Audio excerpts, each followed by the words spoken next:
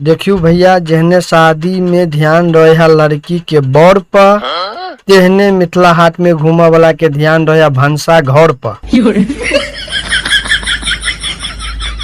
देखियो भंसा घर के नजरिया है, ये भंसा घर के देख लियो, हम अहाँ के पूरा चीज देखाब और बिल्कुल अहाँ के अच्छा लागत।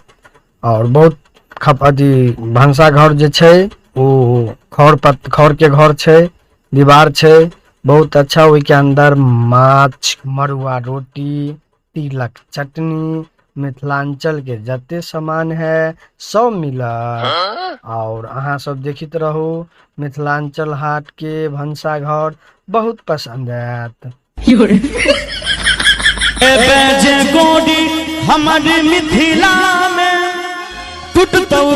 भंसा घर के ठीक सामने पोखरी है, पोखरी में एकदम ठंडा ठंडा हवा आबै है। और ओई मिथिला हाट में जौर जुआन नहीं बाबा दाई सेहो घूमै है।